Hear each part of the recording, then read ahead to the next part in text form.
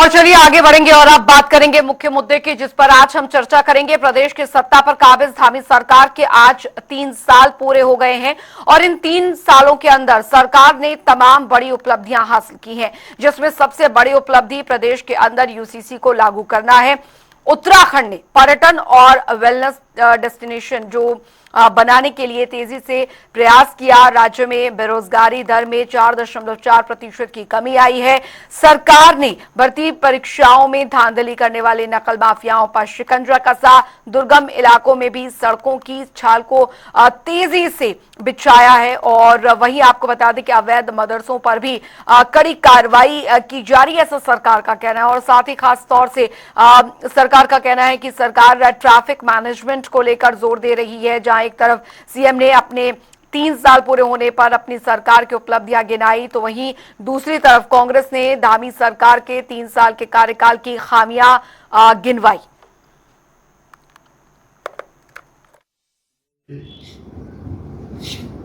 4 जुलाई 2021 को भारतीय जनता पार्टी के हाईकमान ने, आदरणीय प्रधानमंत्री जी ने, मेरी पार्टी ने और देवभूमि उत्तराखंड की जनता की आशीर्वाद से काम करने का अवसर मिला। और दूसरा कार्यकाल 23 मार्च 2022 से प्रारंभ हुआ और एक सरकार यहाँ पर गठित हुई, क्योंकि पहला कार्यकाल ऐसे समय में था जब कोरोना महामारी थी और उस महामारी से हम सभी जूझ रहे थे, पूरा देश, पूरा विश्व जूझ रहा था।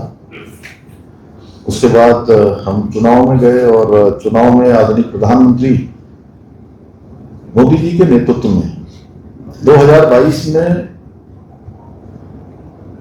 भारतीय जनता पार्टी की सरकार बनी। लेकिन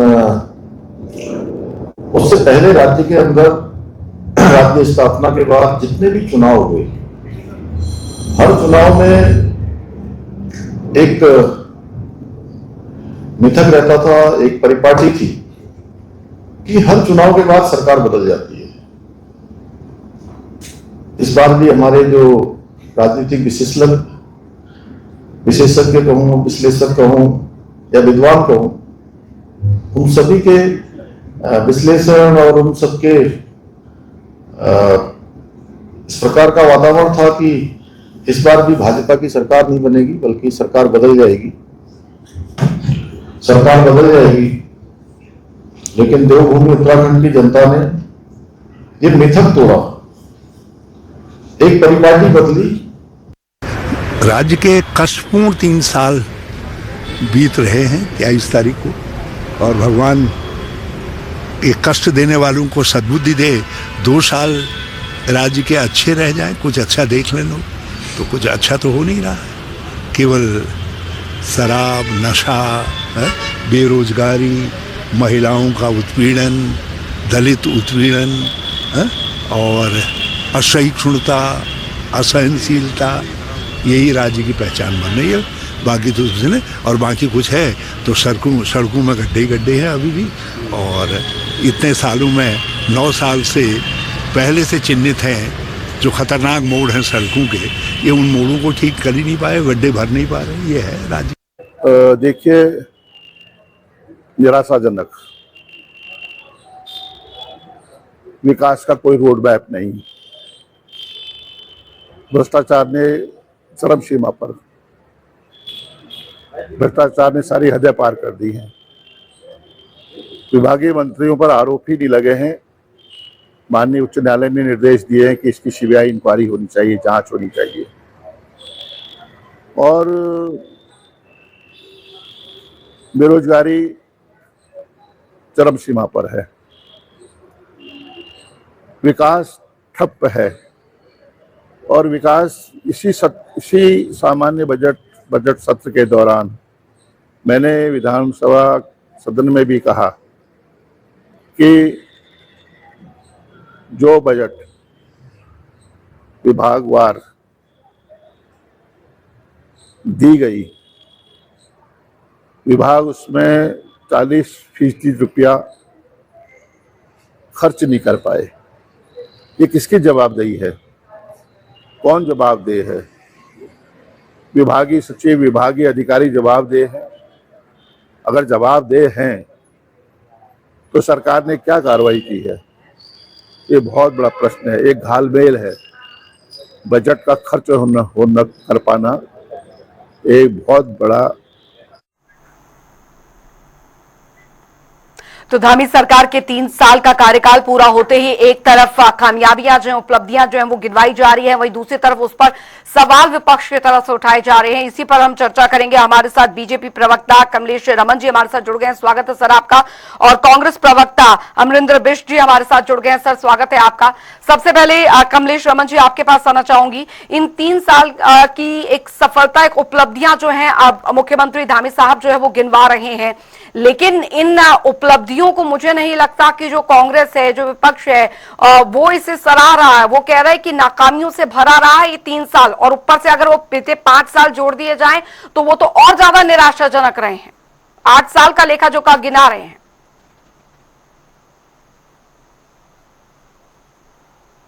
देना चाहूंगी अपने प्रदेश के सभी प्रबुद्ध जनमानस को, जिन्होंने भारतीय जनता पार्टी को दोबारा एक बार फिर ये मिथक तोड़ा कि एक ही बार सरकार आती है किसी की भी हो, लेकिन दोबारा भारतीय जनता पार्टी की सरकार आई तो हम जनता का धन्यवाद करते हैं। और वाकई 2 टर्न भारतीय जनता पार्टी के हुए हैं और पुष्कर सिंह धामी जी का ये जो 3 साल का कार्यकाल है वाकई स्वर्णिम कार्यकाल है।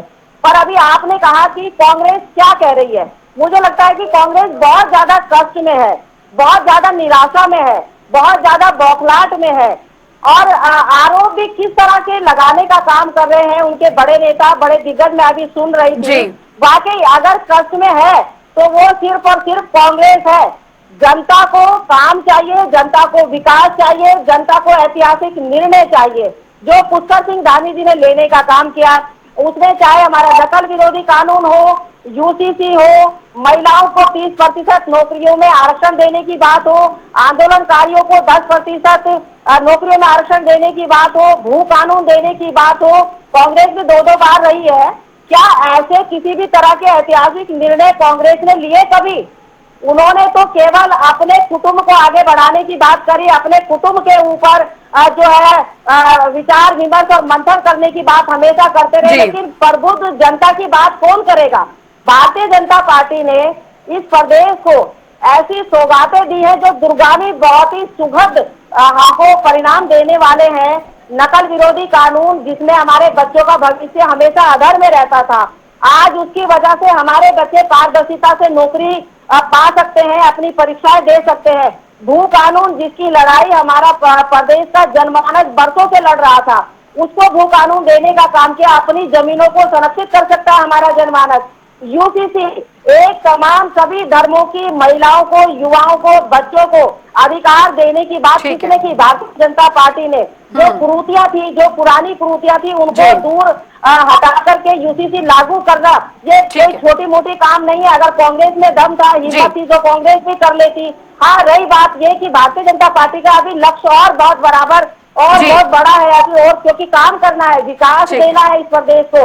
38वें राष्ट्रीय खेल करवाए यहाँ प्रदेश के अंदर, मेजबानी करी उत्तराखंड ने, तो बहुत ही गर्व की बात है। पुष्कर सिंह धामी जी को सराहना चाहिए विपक्ष को, लेकिन बहुत कष्ट में है विपक्ष, क्योंकि उसके पास रोजगार नहीं है, काम नहीं है, मुद्दे नहीं है, तो निराशा में है इस वक्त। जी, बड़ी बात यहाँ पर कह रही हैं कमलेश रमन जी। अमरिंदर बिष्ट जी, अब सरकार अपनी उपलब्धियां गिना रही है ये कहकर कि देखिए अगर हमने 5 साल काम नहीं किया होता तो उत्तराखंड का जो एक राजनीतिक मिथ हमेशा से रहा है कि दोबारा जो है वो जनता सेम जो है पार्टी को मौका नहीं देती, ऐसा नहीं होता। काम करके दिखाया तभी तो वो मौका जो है उत्तराखंड की जनता ने दिया, और धामी सरकार ने जो इन 3 सालों में काम करके दिखाया है वो तो जनता जवाब देगी। कांग्रेस के पेट में क्यों दर्द हो रहा है? देखिए, कांग्रेस के पेट में दर्द इसलिए हो रहा है क्योंकि हमारी एक बहन अंकिता भंडारी का जो हत्याकांड हुआ वो इन्हीं धामी जी के मुख्यमंत्री बनने के बाद हुआ। और हमारे पेट में दर्द इसलिए हो रहा है कि उसमें जो मुख्य अभियुक्त हैं, उसमें जो सह अभियुक्त हैं, वो भारतीय जनता पार्टी और जिस पार्टी की सरकार इस राज्य में चल रही है उस पार्टी के नेता उसमें जुड़े हुए। हमारे पेट में दर्द इसलिए हो रहा है कि जो नकल को लेकर के इस प्रदेश में यहाँ के नौजवानों की जो नौकरी बेचने का काम किया वो भारतीय जनता पार्टी के नेताओं ने किया। उनमें जो उस भर्ती घोटाले के जो मुखिया थे वो भारतीय जनता पार्टी के हाकम सिंह नाम के एक व्यक्ति थे जो इनके अधिकृत प्रत्याशी थे, जिला पंचायत सदस्य थे। उसके अलावा इनके हरिद्वार से एक मंडल अध्यक्ष उसमें शामिल थे और कई नाम है जो उसमें शामिल थे। उत्तराखंड राज्य में महिला उत्पीड़न के जो मामले हुए हैं उनमें इनके दुग्ध संघ के अध्यक्ष, इनके मंडल अध्यक्ष, इनके अभी हाल में ही काशीपुर या रुद्रपुर से एक पार्षद वो जेल में है। तो निश्चित तौर पर दर्द होगा जब ये भ्रष्टाचार करेंगे, जब ये पेपर लीक करेंगे, हमारी बहनों का उत्पीड़न करेंगे, तो दर्द होना लाजमी है।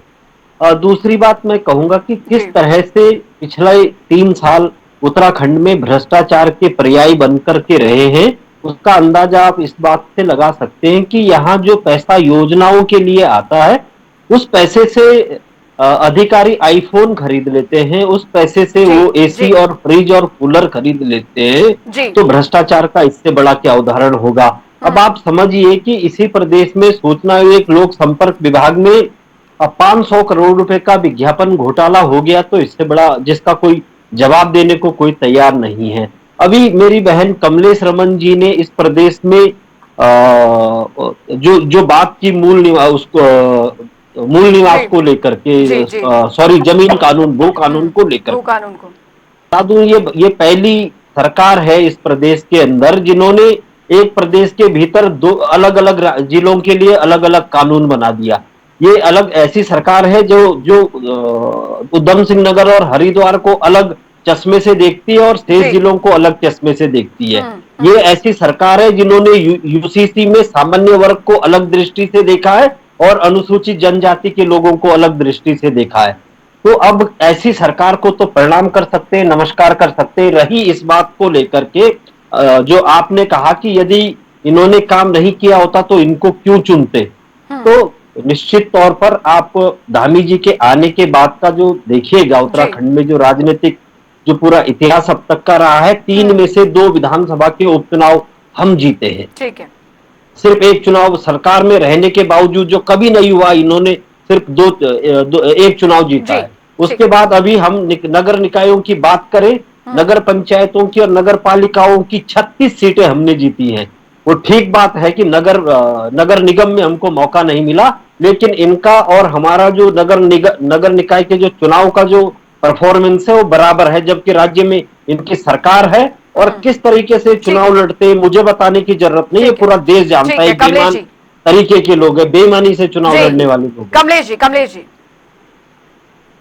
देखिए, अगर मैं राजनीतिक परिप्रेक्ष्य में और सामाजिक परिप्रेक्ष्य में अगर बात करूं तो कांग्रेस इस वक्त इतनी हताश और निराश है। ये कहते हैं कि हम उत्तराखंड के हितैषी हैं, जनमानस की बात ये करते नहीं, मुद्दों की बात अगर हताश हम होते कमलेश हम तो आपके मंत्री गाली नहीं दे रहे होते। अगर ये कहते हैं कांग्रेस के लोग कि हम अहंकार में है, हमारे राज्य की जनता को गाली देने का काम आपके मंत्री कर रहे हैं, आपके प्रदेश अध्यक्ष कर रहे हैं।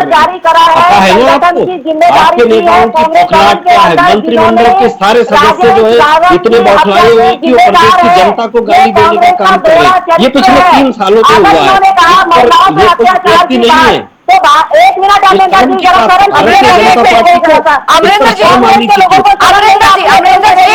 कमलेश जी को बोलने लग दीजिए, आप एक सवाल का जवाब दे रही हैं वो। जी आप बोलिए कमलेश जी, आप बोलिए। आप इतने सीनियर होकर के, आप इतने सीनियर हैं अमरिंदर जी, मुझे उम्मीद नहीं है कि आप कमलेश जी आप बोलिए, आपकी बात सुनी जाएगी। आप रही दूसरी बात की उत्तराखंड के अगर ये हितैषी है तो मुझे बताएं कि जो इनके यहाँ बड़े नेता हैं, जैनी कांड कब हुआ था जैनी कांड? हमारी भारतीय जनता पार्टी में अगर किसी के ऊपर आरोप लगा तो वो जेल की सलाखों के पीछे है।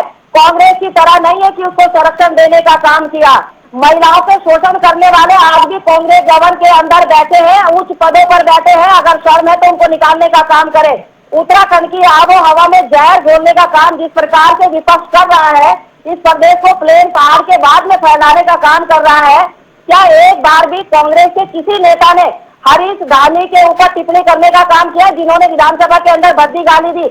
हाँ ठीक है, हमारे एक नेता ने गलती करी, उनको सजा मिल गई, उन्होंने इस्तीफा दिया, लेकिन अगर आज 3 साल का हमारा कार्यकाल धामी जी का सफलतापूर्वक निकला और उन्होंने निर्णय लेने का काम किया, बेहतर ठीक है। निर्णय महिलाओं के लिए, युवाओं के लिए, इस प्रदेश की डेमोक्रेसी बचाने के लिए, ठीक है। भू कानून, जमीन बचाने के लिए तो क्या दिक्कत है? भू कानून पर क्या सवाल दिक्कत है? अमरिंदर जी ने पूछा। कमलेश जी, 2 जिलों को क्यों अलग रखा गया, उसके नजरिए को क्यों नहीं, अलग नहीं, रखा गया, उस पर भी प्रकाश नहीं डालें। नहीं, देखिए कोई अलग नहीं रखा गया, वो भी उसी दायरे में है। हाँ, ये बात जरूर है कि यहाँ जो उत्तराखंड के जो हमारे हरिद्वार का परिप्रेक्ष्य में अगर मैं कहूँ तो वो अलग है, लेकिन वो भी बहुत जल्दी सम्मिलित होगा इसी भू कानून में। एक प्रदेश होगा, एक कानून होगा और एक तरह का अधिकार होगा सबका। लेकिन कांग्रेस को भी कुछ जवाब देने चाहिए अपनी बातों पर। अगर आप कहते हैं कि हम हितैषी हैं तो जनमानस की बात कीजिए, जनता की बात कीजिए। जनता ने आपको हार का मुंह दिखाया इसीलिए क्योंकि आप जनता की बात नहीं करते, आप केवल अपने परिवार की बात करते हैं, आप केवल अपने कुटुंब की बात करते हैं। बाकी जनमानस की कौन बात करेगा विपक्ष में? आप बात कीजिए ना। और जो अभी इनके बहुत बड़े नेता भ्रष्टाचार पर बात कर रहे थे, नेता प्रतिपक्ष जी, तो NH-74 का घोटाला, इतना बड़ा घोटाला उन्होंने किया। उनके जो सहकारी समितियों में जो घोटाला किया, जो बैंकों में नौकरी लगाई, उनके पुत्र के द्वारा जवाब देना अमरिंदर जी, तो जवाब नहीं है कांग्रेस के पास। हाँ, अगर जीरो टॉलरेंस की सरकार भारतीय जनता पार्टी की है, कोई भी गलत पाया जाता है, चाहे नकल करवाते हुए, चाहे भ्रष्टाचार करते हुए, चाहे हमारी बेटियों के साथ गलत कृत्य करते हुए, वो जेल की सलाखों के पीछे होगा। भारतीय जनता पार्टी कतई इसका साथ नहीं देती। 3 साल का कार्यकाल धामी जी का बहुत ही बेमिसाल सफलतापूर्वक इसीलिए थे कांग्रेस परेशान है और उनको लग रहा है कि हमारे सारे मुद्दे पुष्कर जी ने छीन लिए। वो किस मुद्दों को लेकर के जनता के बीच में जाए, ये है सवाल। ठीक है अमरिंदर जी। पहली बात तो कमलेश जी ने शुरुआत की जैनी प्रकरण से और मुझे याद दिलाया कि इस राज्य में जैनी प्रकरण हुआ था। तो मैं इनको बता दूं कि जैसे ही जैनी प्रकरण हुआ और हमारी सरकार में जो मंत्री थे हरक सिंह रावत जी, उन्होंने तत्काल इस्तीफा दे दिया मंत्री पद से और तब तक ये कह दिया कि मैं तब तक राजनीति में वापस नहीं आऊंगा जब तक मैं बाइज्जत बरी नहीं होऊंगा। और सीबीआई की जांच हुई और शायद कमलेश जी भूल रही है कि वो बाइज्जत बरी होकर के बाहर निकले और बाइज्जत बरी होने के बाद इनकी पार्टी ने उन्हें वापस अपनी पार्टी में बीजेपी में ले लिया। पहली बात।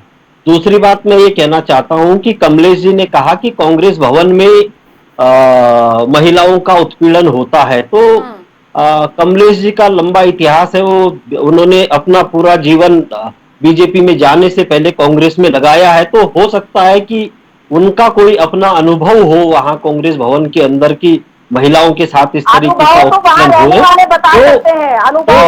अगर आप बात कर रहे हैं, उनका अनुभव है तो उन्होंने रहते हुए पुलिस में क्यों नहीं इसकी शिकायत की, पार्टी नेतृत्व में क्यों नहीं शिकायत की, आज भारतीय जनता पार्टी में जाकर के वो इस तरीके की जो बात कर रहे हैं, तो ये बड़ा दुर्भाग्यपूर्ण है कि जो महिला राजनीति में सक्रिय है और एक संगठन के भीतर काम कर रही है और तब अगर इस तरीके के मुद्दों को अगर वो दबा के रखते हैं तो कहीं ना कहीं उनकी नीयत को देखा जाना चाहिए कि उनकी नीयत क्या रही होगी। दूसरी बात, अब देखिए ना, आप मेरे पे बिलबिला रहे थे, अब मैं जब चुप होकर के अपनी पारी पर जवाब दे रहा हूँ तो फिर आप उसमें बोल रहे हैं। पूरा समय दिया जाएगा। कांग्रेस के भीतर अगर महिला उत्पीड़न के आप वहाँ 20 साल रही हैं, आपका अगर अपना कोई ऐसा अनुभव है तो उस पर आपको पहले रखना चाहिए था। अब भारतीय जनता पार्टी में जाकर के किसी पार्टी को इस तरीके के ये बिल्कुल गलत है ना। और तीसरी बात, जो आप विकास का जो आप डंका बजा रहे हैं, तो आपने एक बात और एक आरोप हमारे नेता पर आपने और लगाया। शायद आप भूल गई कि जो सहकारिता भर्ती घोटाला जो हुआ है खासकर उधम सिंह देहरादून जिलों में, वो आपके सरकार और धन सिंह रावत जी के नेतृत्व में हुआ है।